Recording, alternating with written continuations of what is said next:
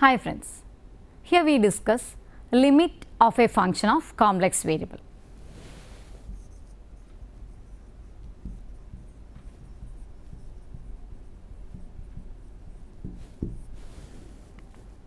That is, let a function f be defined at all points set in some deleted neighborhood of z naught.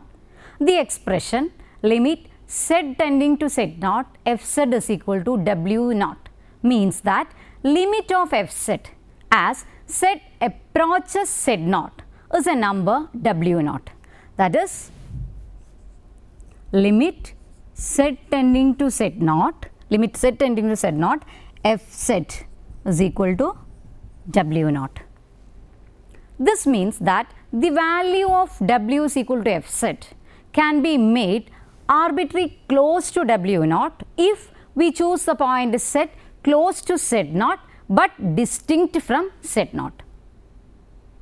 We have formal definition of limit. The statement limit z tending to z naught fz is equal to w naught, mark it as equation number 1, means that for each positive number epsilon, there is a positive number delta such that mod fz minus w naught less than epsilon whenever 0 less than mod z minus z naught less than delta. This is equation number 2. So, we can write like this. We can represent, here we have z naught delta z.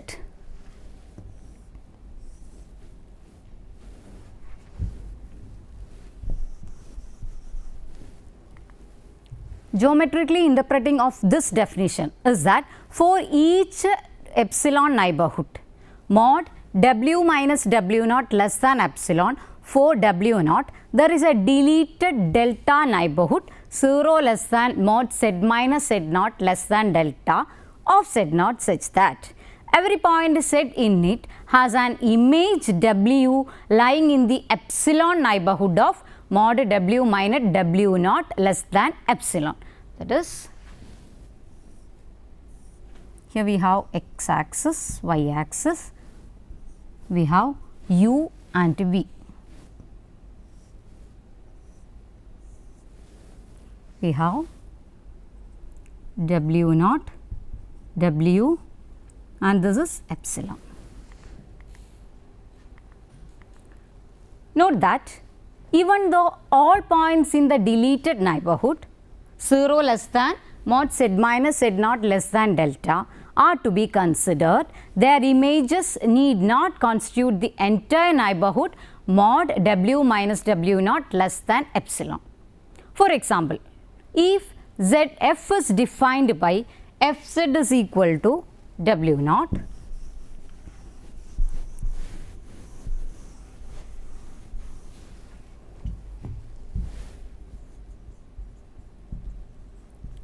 fz is equal to w naught, where w naught is a constant, the image of z is always the center of the neighborhood mod w minus w naught less than epsilon.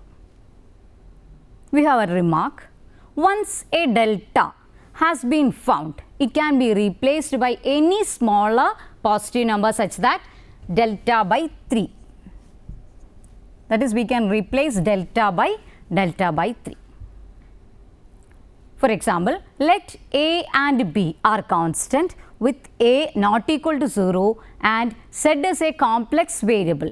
Then we show that limit z tending to z naught a z plus b is equal to a z naught plus b. Limit z tending to z naught a plus ib is equal to, so a z plus ib is equal to a z naught plus ib. That is, here limit z tending to z naught. Here for each positive number epsilon, we must find a positive number delta such that mod fz minus a z naught plus b is less than epsilon whenever 0 less than mod z minus z naught less than delta.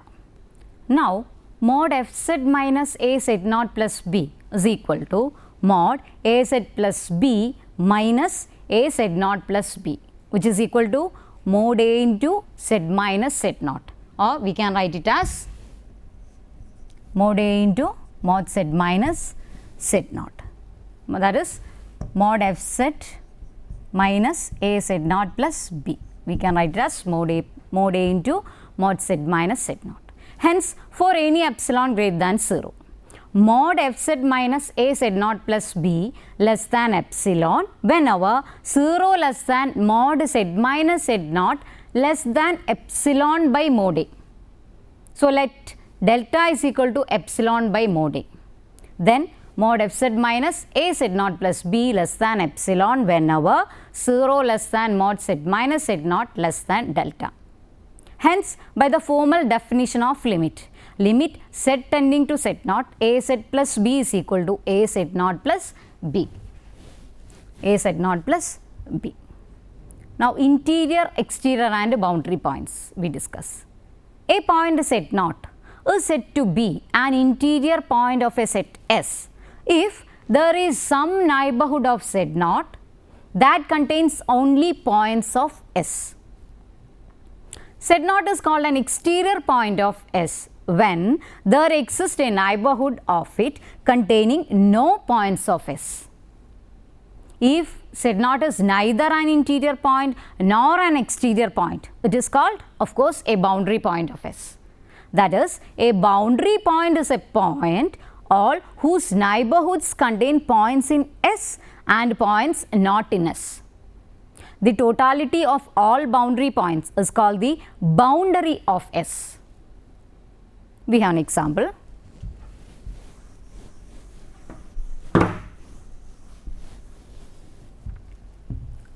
The circle mod z is equal to 1 is the boundary of each of the sets open unit disk mod z less than 1 and closed unit disk mod z less than or equal to 1. Next we have limit at a boundary point.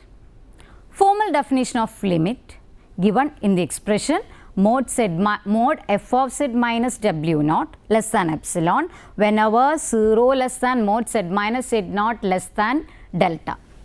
That is mod f of z minus w less than epsilon whenever 0 less than mod z minus z naught less than delta. Mark it as equation number 2. We have already marked. Requires that f be defined at all points in some deleted neighborhood of z naught. Such a deleted neighborhood, of course, always exists when z naught is an interior point of a region on which f is defined. We can extend the definition of limit to the case in which z naught is a boundary point of the region by agreeing that mod f z minus w naught less than epsilon need be satisfied by only those points set that lies in both the region and the domain 0 less than mod z minus z naught less than delta.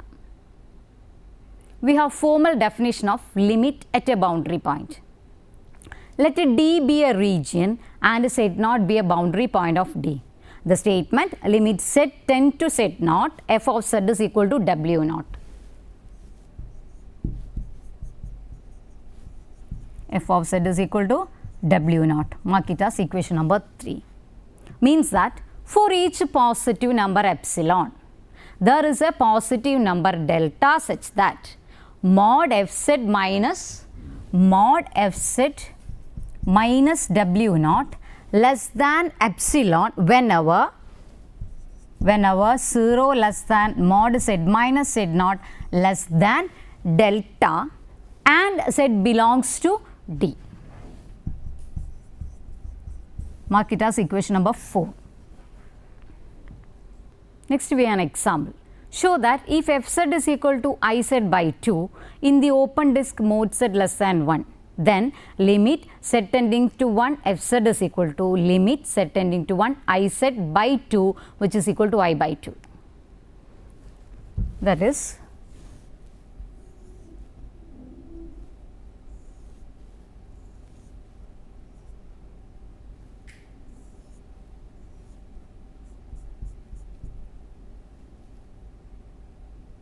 1, here we have 1 z, delta is equal to 2 times epsilon. That is, first we take z naught is equal to 1.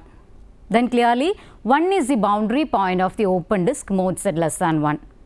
When z is in the region mod z less than 1, we have mod fz minus I by 2, mod fz minus I by 2. This is equal to Iz by 2 minus I by 2.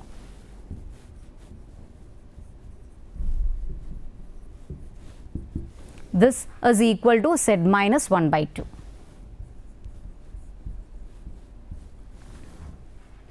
Hence, for any such set and any positive number epsilon, mod fz minus 1 by 2 is less than epsilon whenever 0 less than mod z minus 1 less than 2 times epsilon.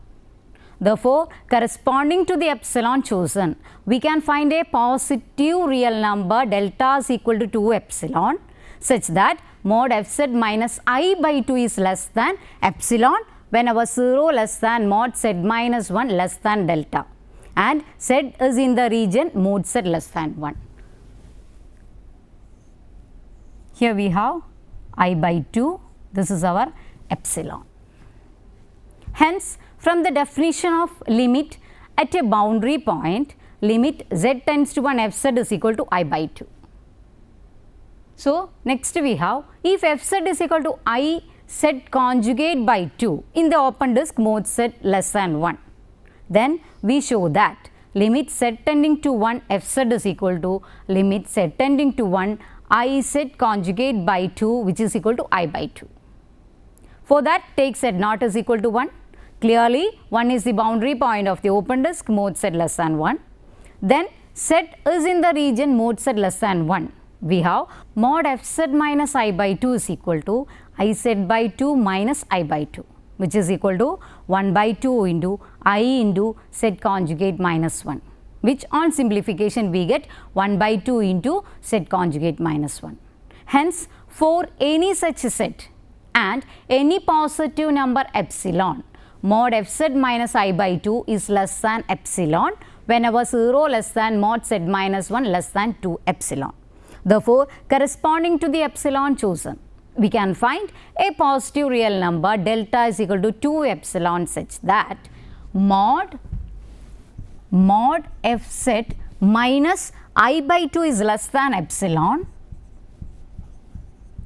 whenever 0 less than mod z minus 1 less than delta, and z is in the region mod z less than 1. Here mod z less than 1. Hence, from the definition of limit at a boundary point, we get limit z tending to 1 fz is equal to I by 2. Next, we have uniqueness of limit of a function as a theorem. When a limit of a function fz exists at a point z naught, then it is unique. We prove the theorem when z naught is an interior point. When z naught is a boundary point, can be proved similarly by restricting that z points be in the region. To show that limit of a function fz, if it exists, is unique, we suppose that limit z tending to z naught fz is equal to w naught and limit z tending to z naught fz is equal to w1. Then, for any arbitrary positive number epsilon, there are positive numbers delta 1 and delta 2 such that mod fz minus w naught less than epsilon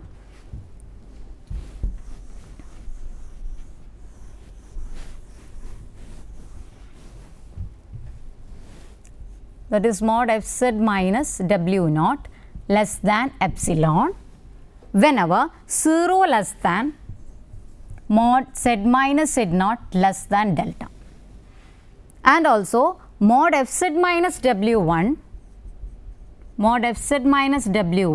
less than epsilon whenever 0 less than mod z minus z naught less than delta 2. Here we have delta 1. We can take delta is equal to minimum of delta 1 delta 2. take delta is equal to minimum of delta 1, delta 2. Then whenever 0 less than mod z minus z naught less than delta, we have from 5 and 6. From this two equation, we can write mod fz minus w naught less than epsilon and mod fz minus w1 less than epsilon. Hence, whenever 0 less than mod z minus z naught less than delta, applying triangle inequality, we have mod fz minus w naught minus mod fz minus w1 is always less than or equal to mod fz minus w naught plus mod fz minus w1, which is always less than the epsilon plus epsilon, which is equal to 2 epsilon. That is, mod w1 minus w naught is always less than 2 times epsilon whenever 0 less than mod z minus z naught less than delta. But we have mod w1 w naught is a non-negative constant and epsilon can be chosen arbitrary small. This leads us to take mod w minus w naught equal to 0. Hence, we have w minus w naught is equal to 0, or we can write w1 is equal to w naught. Hence, we conclude that when a limit of a function fz exists at a point z naught, it is always unique. Next, we have an example. If limit z tend to z naught fz is equal to w naught,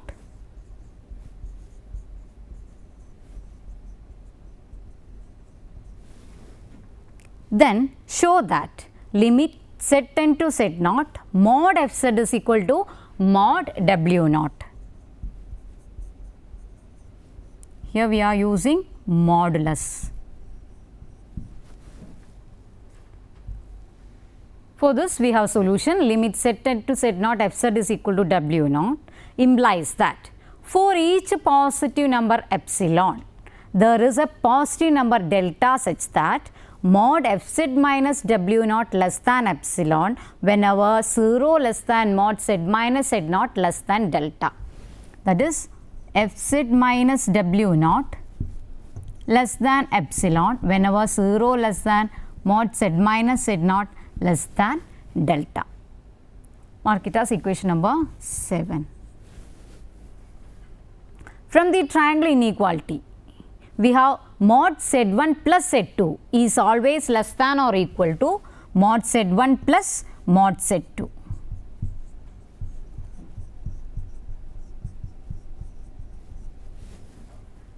It can be found that mod z1 minus mod z2 is always less than or equal to mod z1 minus z2. Mod z1 minus z2 is less than or equal to mod z1 minus z2. Using this inequality, it follows that modulus of mod fz minus mod w naught whole mod, that is mod fz minus mod w naught, this is less than or equal to mod fz minus w naught.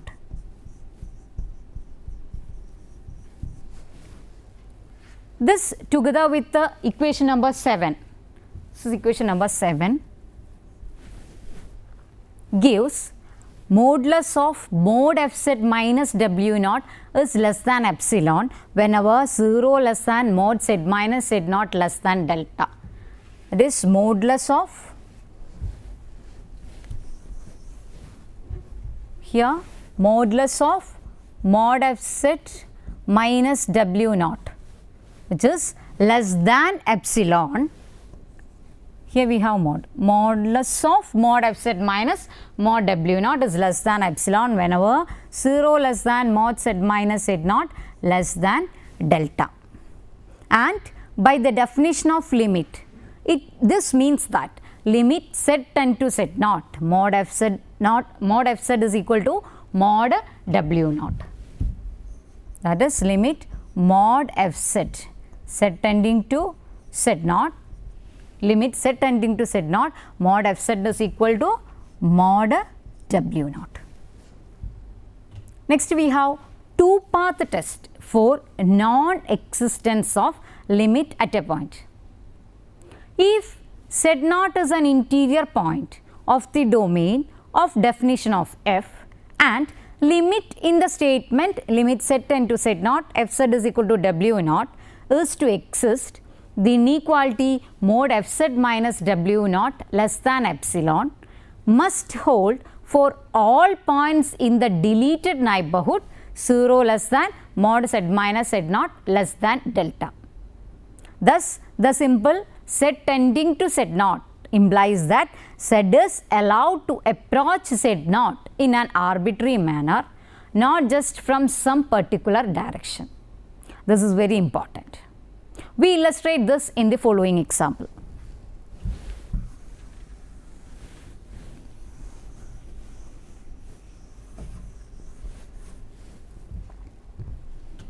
If f z is equal to z by z conjugate,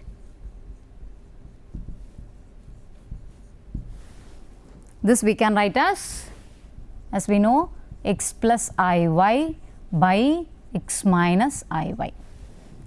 Then show by two path test that limit z tending to 0 f z does not exist.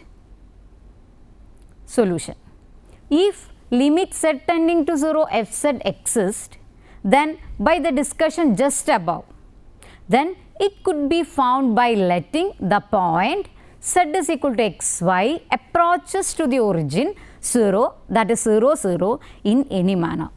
But when z is equal to x 0 is a non-zero point on the real axis.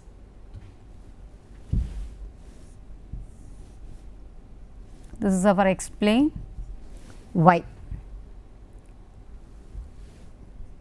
Here we have z is equal to x 0 and here we have 0 y. F z is equal to x plus I 0 by x minus I 0, which is equal to x by x, which is equal to of course 1.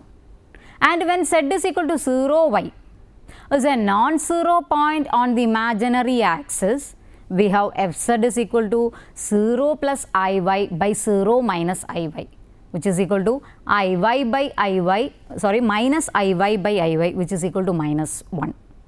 Thus, by letting z approach the origin along the real axis, we would find that the desired limit is 1. By letting z approach the origin along the imaginary axis, we would find that the desired limit is minus 1. Such a limit, if it exists, is unique, that we have already studied as a theorem. We conclude that limit z tending to 0 f z does not exist for the given function. For this function, the limit does not exist. Next, we have theorems on limits. While definition provides a means of testing whether a given point w naught is a limit, it does not directly provide a method for determining that limit. Theorems on limits presented now will enable us to actually find many limits. Next theorem, suppose that f z is equal to u of x y plus I v of x y, z naught is equal to x naught plus I y naught and w naught is equal to u naught plus I v naught. Then limit z tending to z naught f z is equal to w naught.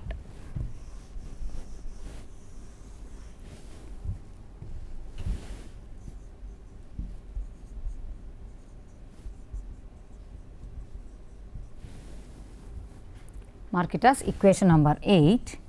We have limit z tending to z naught f z is equal to w naught if and only if what? Limit x y tending to x naught y naught, u x y is equal to u naught, and also limit x y tending to x naught y naught, v x y is equal to v naught.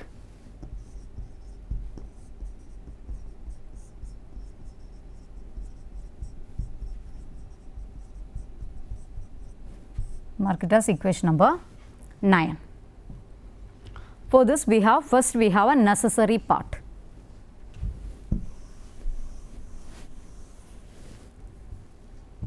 If a limit z tending to z naught f z is equal to w naught, then by the definition of limit, for each positive number epsilon, there exists a positive number delta such that mod f z minus w naught less than epsilon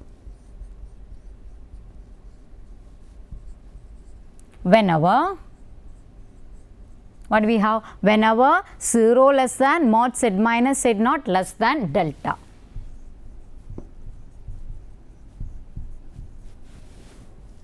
That is mod u plus iv, here we have mod u plus iv minus u naught plus iv naught less than epsilon. Whenever, what we have, whenever 0 less than mod x plus iy minus x naught plus iy naught, which is less than delta. That is mod u minus u naught plus iv minus v naught less than epsilon.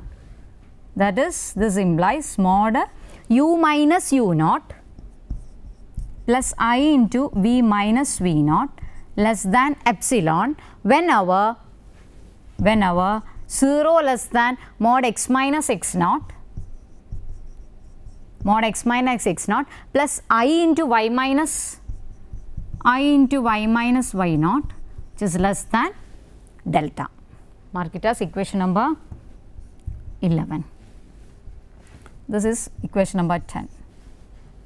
But we have mod u minus u naught is less than or equal to mod u minus u naught plus I into v minus v naught. That is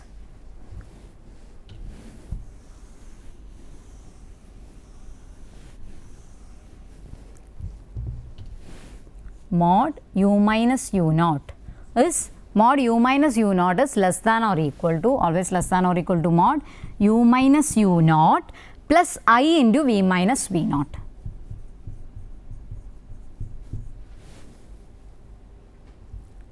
Mod v minus v naught is always less than or equal to mod u minus u naught plus I into v minus v naught. Similarly, we have mod v minus v naught is less than or equal to mod v minus u naught into u minus u naught plus I into v minus v naught, and modulus of x minus x naught plus I into y minus y naught is equal to square root of x minus x naught whole square plus y minus y naught whole square. That is, here we have modulus of x minus x naught plus I into y minus y naught. This is always modulus. Of course, modulus is equal to square root of x minus x naught whole square plus y minus y naught whole square.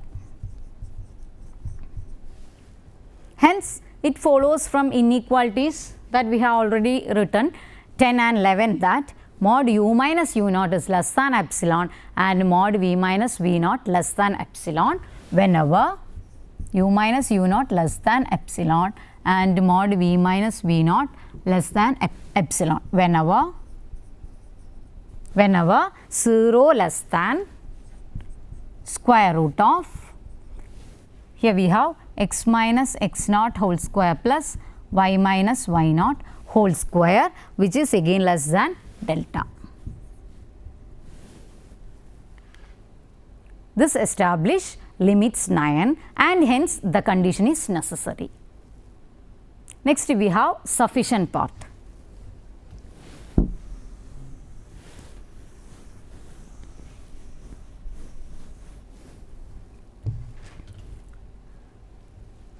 Assume the condition 9. Then for each positive number epsilon, there exists positive number delta 1 and delta 2 such that mod u minus u naught less than epsilon by 2, u minus u naught less than epsilon by 2 whenever 0 less than mod z minus z naught less than delta 1 and mod v minus v naught less than epsilon by 2 whenever what 0 less than mod z minus z naught less than delta 2.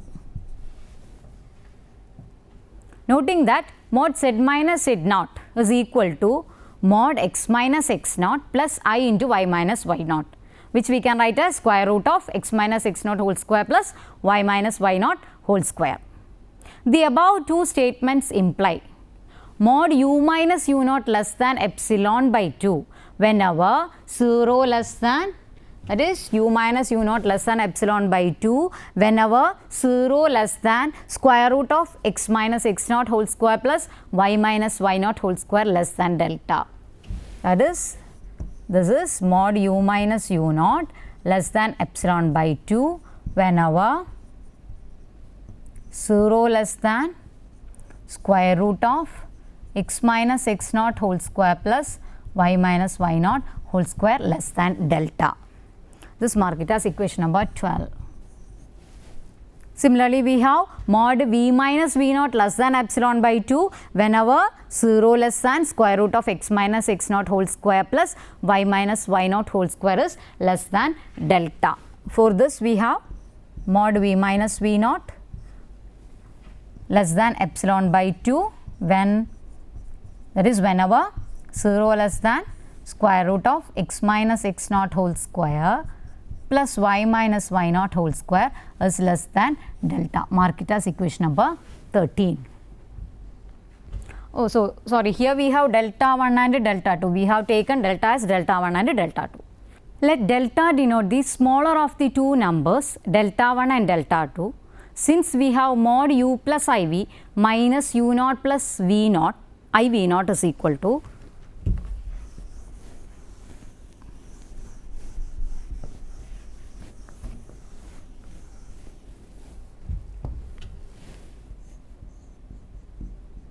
u plus iv modulus of u plus iv minus, here we have u naught plus iv naught. This is which is equal to mod u minus u naught, mod u minus u naught plus I into v minus v naught. This I can write as which is less than or equal to mod u minus u naught plus mod v minus v naught and square root of x minus x naught whole square plus y minus y naught whole square is equal to modulus of, it is equal to modulus of x minus x naught plus I into y minus y naught. This I can write it as which is equal to modulus of x plus iy minus x naught plus I y naught. It follows from statement 12 and 13 that modulus of u plus iy minus u naught plus iv naught which is less than epsilon by 2 plus epsilon by 2 which is equal to epsilon. That is modulus of u plus iy minus u naught plus iy naught which is less than epsilon. Whenever, this is whenever 0 less than mod x plus iy minus x naught plus iy naught less than delta. That is mod fz minus fz naught less than epsilon whenever 0 less than mod z minus z naught less than delta. That is limit of 8 holds.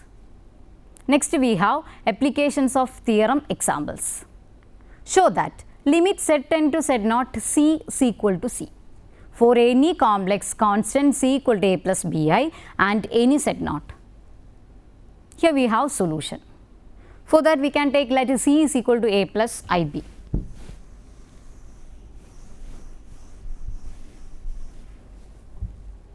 That is limit z tend to z naught c is equal to c. That is for that we take c is equal to a plus ib. That is fz is equal to we can write fz is equal to u xy plus I v xy, which is equal to our a plus I pi. A plus I pi.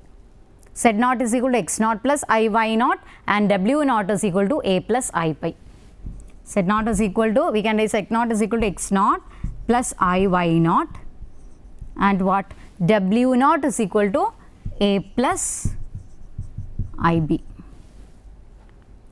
Since limit set xy tending to x naught y naught u xy is equal to limit xy tending to x naught y naught a, which is equal to a, and limit xy tending to x naught y naught v xy is equal to limit xy tending to x naught y naught to b, which is equal to b. That is limit u xy is equal to a. Here we have xy tending to x naught y naught. So, xy tending to x naught y naught. Similarly, limit xy tending to x naught y naught v xy is equal to b. Applying theorem, we obtain limit z tending to z naught f z is equal to w naught. That is limit z tending to z naught c is equal to c. Here we have limit z tending to z naught f z is equal to w naught. We have limit z tending to z naught. We have limit z tending to z naught c is equal to c itself. Next example. Show that limit z tending to z naught z is equal to z naught for any z naught. For that,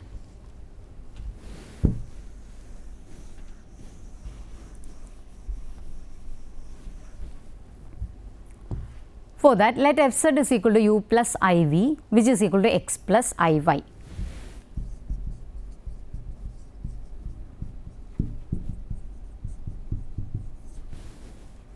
And z naught is equal to x naught plus I y naught.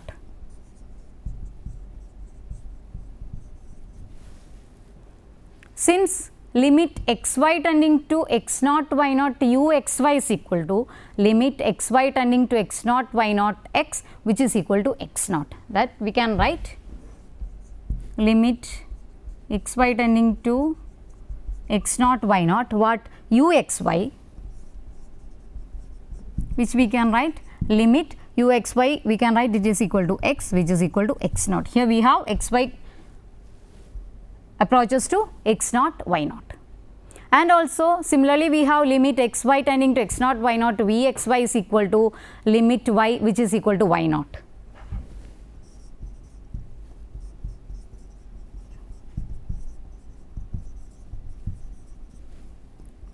Here also we have xy approaches to x naught y naught. Applying theorem 2, we obtain limit z tending to z naught z is equal to u naught plus I v naught, which is equal to z naught. So, next example we have limit z tending to 2i 2x minus I y square is equal to 4i.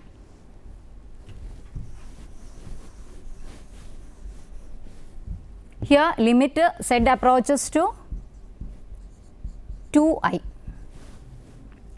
2x minus I y square, we have to prove this is equal to 4i. For that, by theorem, with f z is equal to u x y plus I v x y, which is equal to 2x plus I minus y square, z naught is equal to x naught plus I y naught, which is equal to 0 plus I 2, and w naught is equal to u naught plus I v naught, which is equal to 0 plus I 4. Limit z tending to z naught f z is equal to limit z tending to 2y 2x minus I y square, which is equal to 4i, which is equal to w 0. If and only if limit x y tending to x naught y naught u x y is equal to, we have limit x y tending to 0 to I u x y is equal to limit x y tending to 0 to I u x y, which is equal to 0, which is equal to u naught. That is, here we have limit x y tending to 0 to I, and it is uxy, which is equal to limit, here we have limit xy tending to 0 to y, limit uxy, which is equal to what? Which is equal to 0, which is equal to u0. Mark it as equation number 14. And also limit xy tending to 0 to y vxy. What about limit xy tending to 0 to I vxy,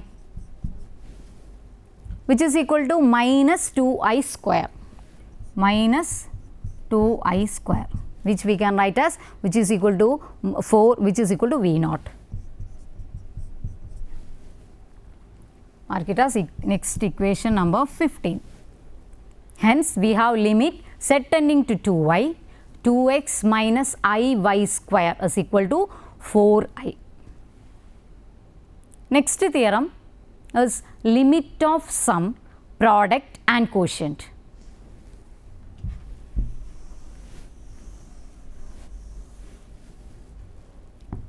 Let k be a complex number, and suppose limit z tending to z naught f z is equal to w naught, and limit z tending to z naught capital F z is equal to capital W naught.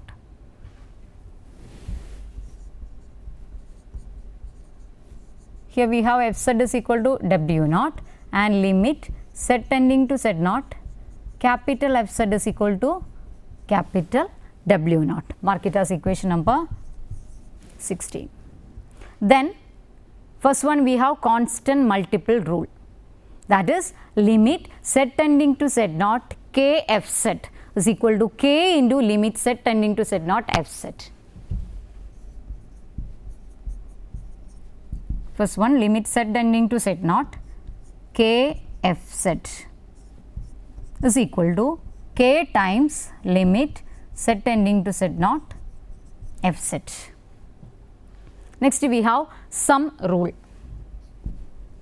Second one we have sum rule, that is limit z tending to z naught f z plus capital F z is equal to limit z tending to z naught f z plus limit z tending to z naught capital F z.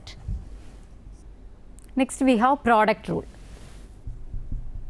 that is limit z tending to z naught f z into f z, which is equal to limit z tending to z naught f z into limit z tending to z naught f z. Next have quotient rule. Fourth one, quotient rule, limit z tending to z naught f z by f z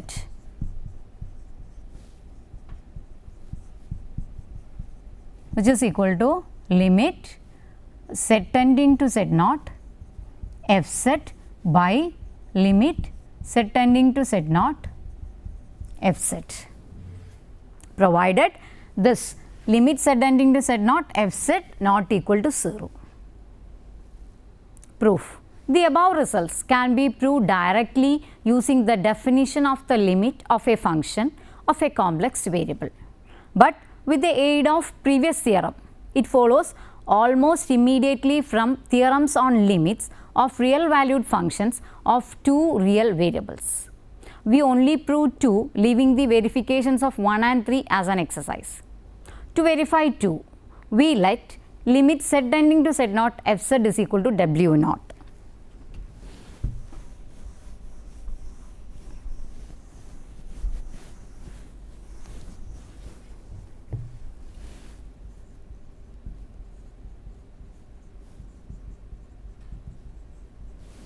Limit z tending to z naught f z is equal to W naught, and limit z tending to z naught f z is equal to W naught.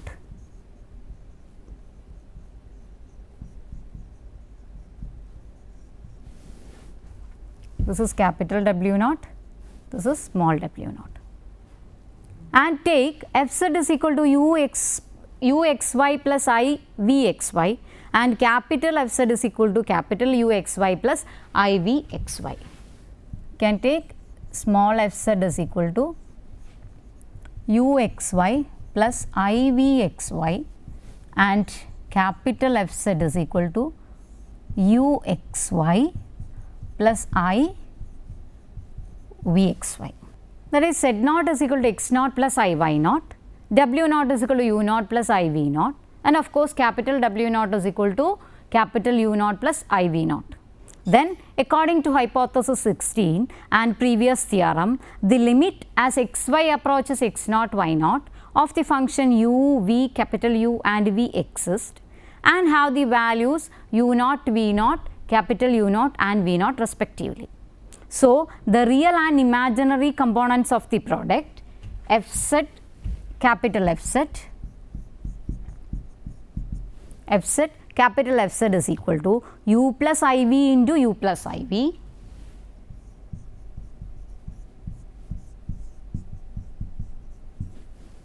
which is equal to u u minus v v plus I into v u plus u v. That is u u minus v v plus I into v u plus u v.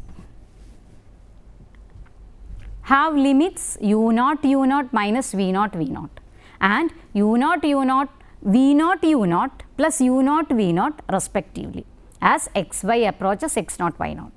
Hence, by theorem again f z has the limit u naught minus v naught plus I into v naught u naught plus u naught v naught as z approaches z naught, and this is equal to w naught. This proves second one. Next we have limits involving the point at infinity.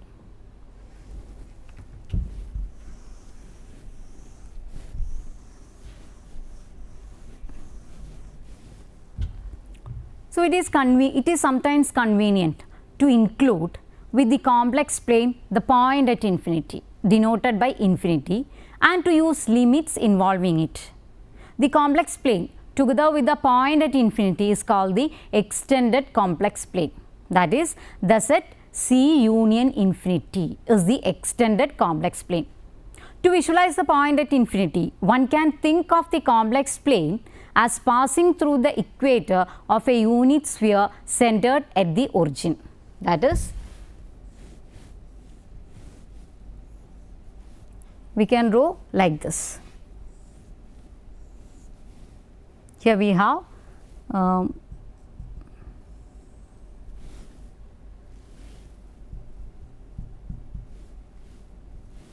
it's a sphere. Here we have one line.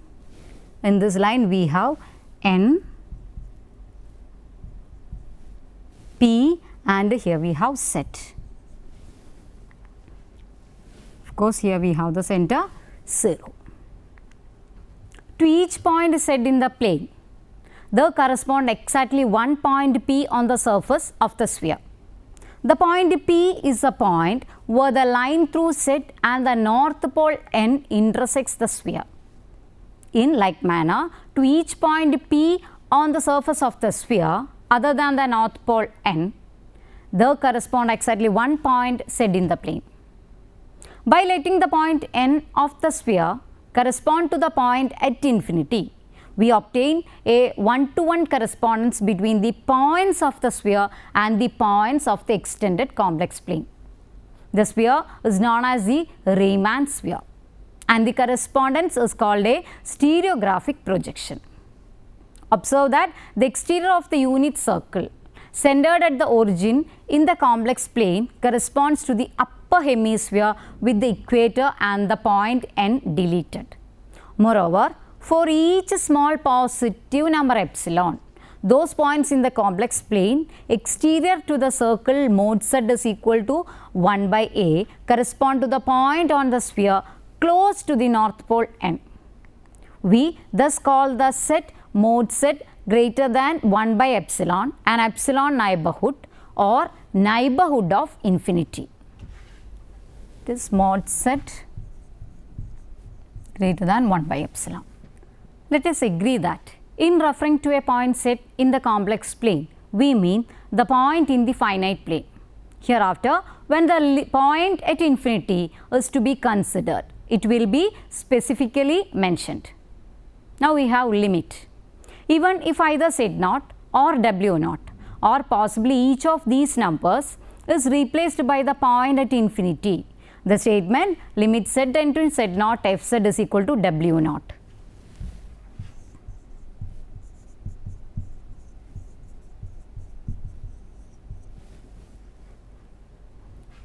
Mark it as equation number 1. Means that for each epsilon neighborhood of w0, there is a deleted delta neighborhood of z0 such that every point set in it has an image w lying in the epsilon neighborhood of w0. We consider each case in detail. Limit at a point with the limit value infinity. The statement limit z tending to z0 fz is equal to infinity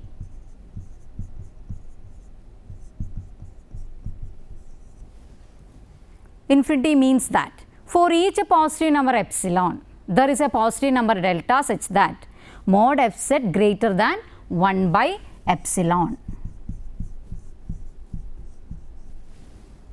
Whenever 0 less than mod z minus z0 less than delta.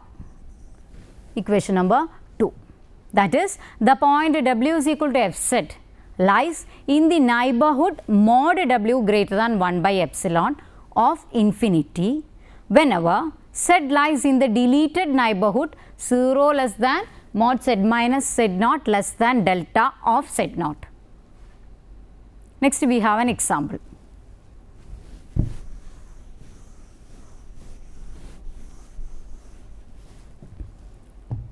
Show that limit z tending to 0 1 by z square is equal to infinity.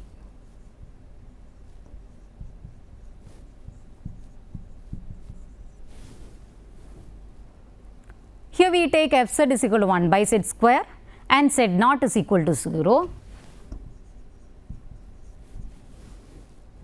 We have 1 by modulus of 1 by z square is always greater than 1 by epsilon. That is 1 by z whole square, 1 by z whole square, it is greater than 1 by epsilon whenever 0 less than mod z less than 0 less than mod z less than square root of epsilon. Here we have taken delta is equal to square root of epsilon. Then I have mod fz is equal to modulus of 1 by z square which is greater than 1 by epsilon whenever 0 less than mod z minus 0 less than delta. With the aid of 2 we obtain limit z tending to 0 1 by z square is equal to infinity. Next we have alternative definition of limit with limit value infinity. We note that mod fz greater than 1 by epsilon if and only if epsilon greater than 1 by mod fz.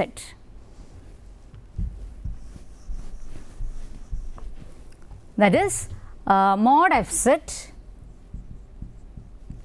greater than 1 by epsilon if and only if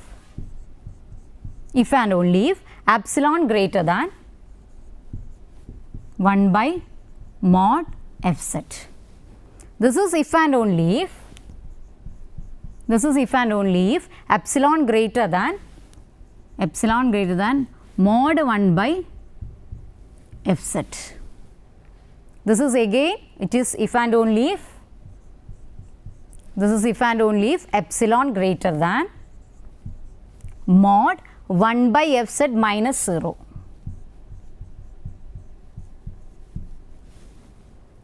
Hence statement 2 can be written mod 1 by fz minus 0 is less than epsilon whenever 0 less than mod z minus z0 less than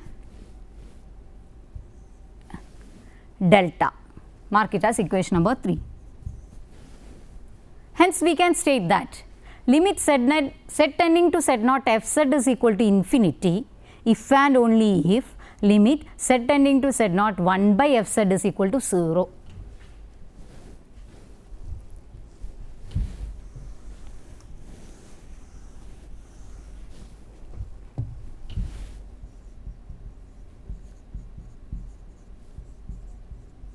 that is limit set tending to set tending to set naught f z is equal to infinity if and only if limit set tending to set naught 1 by f z, that is 1 by f z is equal to 0. This is our next equation number 4. Next we have an example. We show that limit z tending to I z plus 3 by z plus 1 is equal to infinity.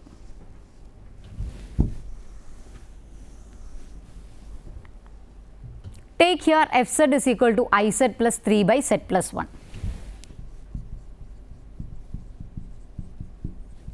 I z plus 3 by z plus 1,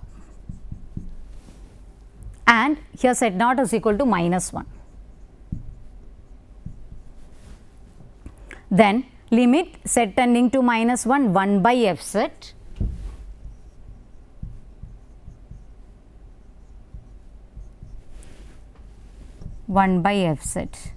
z tending to minus 1 by f z is equal to limit z tending to minus 1. Here we have z plus 1 by I z plus 3, z plus 1 by I z plus 3. Here we have 1 by f z. So, z plus 1 by I z plus 3, which is equal to minus 1 plus 1 by I into minus 1 plus 3, which is equal to 0.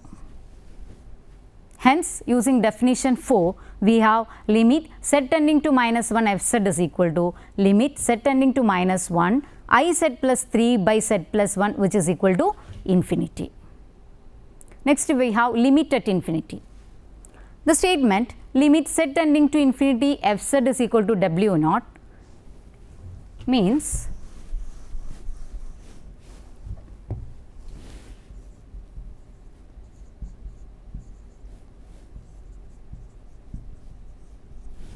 limit z tending to infinity f z is equal to w naught.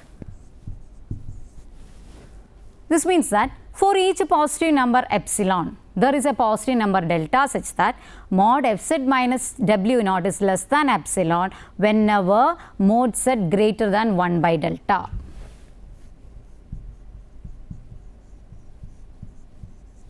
Whenever mod z, this is less than epsilon whenever mod z greater than 1 by delta. Mark it as next equation number 6. That is, the point w is equal to f z lies in the epsilon neighborhood of w naught whenever z lies in the deleted neighborhood mod z greater than 1 by delta of infinity. Okay. Next we have limit z tending to infinity 1 by z square is equal to 0. Next example. That is f z is equal to 1 by z square. Here f z is equal to 1 by z square, and also w naught is equal to 0. We have 1 by z square minus 0 is less than epsilon whenever mod z less than 1 by root epsilon. Here take delta is equal to root epsilon. 1 by z square minus 0 is less than epsilon whenever this mod z is less than 1 by epsilon. Sorry, it is 1 by root epsilon. That is, here we have taken delta is equal to root epsilon. Then mod f z minus w naught is equal to 1 by z square minus 0, which is less than epsilon whenever mod z is greater than 1 by delta. With the aid of 6, we conclude that limit z tends to infinity 1 by z square is equal to 0. Next we have alternative definition of limit at infinity.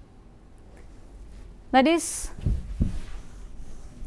replacing z by 1 by z in the statement 6 can be written modulus of f of 1 by z minus w naught less than epsilon whenever 0 less than mod z minus z naught less than delta. This is our next equation 7. Hence, we can state that limit z tending to infinity f z is equal to w naught if and only if limit z tending to 0 f of 1 by z is equal to w naught. Next we have an example. Limit z tending to infinity 2z plus I by z plus 1 is equal to 2.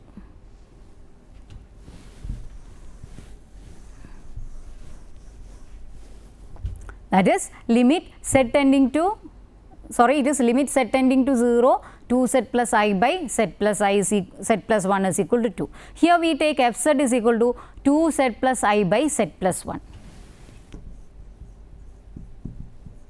2z plus I by z plus 1. Then I have limit f of 1 by z is equal to limit fz is equal to limit fz here is 2z plus I by z plus 1. So, I can take this as 2 into 1 by z plus I by 1 by z plus 1.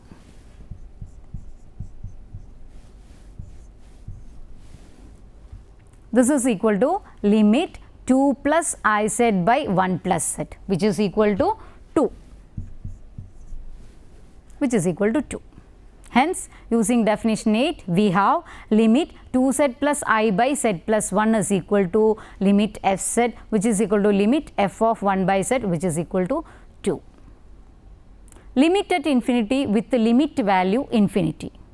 The statement limit z tending to infinity fz is equal to infinity means that for each positive number epsilon, there is a positive number delta such that mod fz greater than 1 by epsilon whenever mod z greater than 1 by delta. Mod fz greater than 1 by epsilon when, that is whenever mod z is greater than 1 by delta.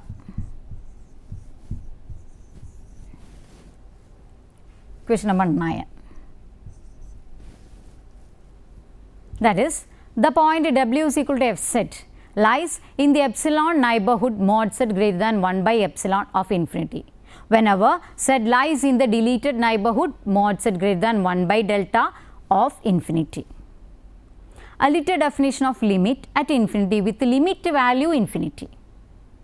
Replacing z by 1 by z, statement 9 can be written as 1 by f, that is modulus of 1 by f of 1 by z minus 0 is less than epsilon whenever 0 less than mod z minus 0 less than delta. That is modulus of 1 by fz. This is fz minus 0, of course this is minus 0 is less than epsilon whenever 0 less than mod z minus 0 less than delta. Mark it as equation number 10.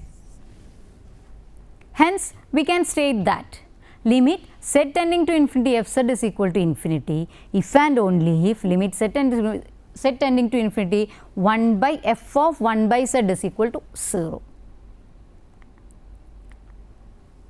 So, today we have discussed about limits of functions of complex numbers and we have go through so many examples. Hope you enjoy the session. See you next time. Till then, take care.